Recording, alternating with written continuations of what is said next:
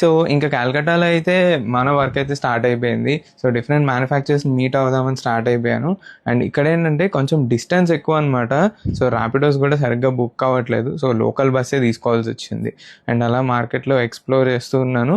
And ఎండ మనకన్నా కొంచెం బెటర్గా ఉంది కాల్కటాలో. బట్ సమ్హౌ ఢిల్లీ కన్నా కొంచెం నీట్గా అయితే ఉన్నాయి స్ట్రీట్స్.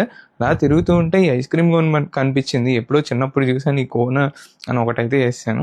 అండ్ మనం సాహో సినిమాలో చూసినట్టు సో ఇక్కడ కాంప్లెక్స్లు కానీ మార్కెట్స్ కానీ అలా ఎప్పటివో ఉన్నాయన్నమాట. సో అలా ఒక టైప్ ఆఫ్ ఓల్డ్ లుక్ అయితే వచ్చినాయి.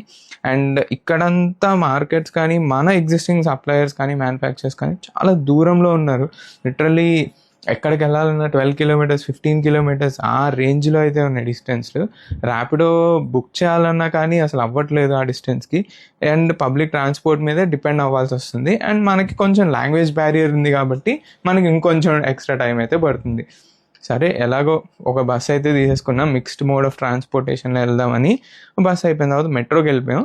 ఇంకా ఇక్కడ మెట్రోలో ఏంటంటే పాత టోకెన్ సిస్టమే నడుస్తుంది. అలా ప్లాట్ఫామ్ మీద తిరుగుతూ ఉంటే ఈ వెయింగ్ మిషన్ అయితే కనిపించింది. ఎప్పుడో చిన్నప్పుడు చూసినవన్నీ నాకు కాల్కటాలోనే కనిపిస్తున్నాయి అనిపించింది. ఇంకా అలా వర్క్ అయితే క్లోజ్ చేసేసుకొని ర్యాపిడో తీసేసుకొని బ్యాక్ టు హోటల్ అయితే వెళ్ళిపోయాం. So this is day 12 of my 14-day journey. Keep following for more updates. Thank you.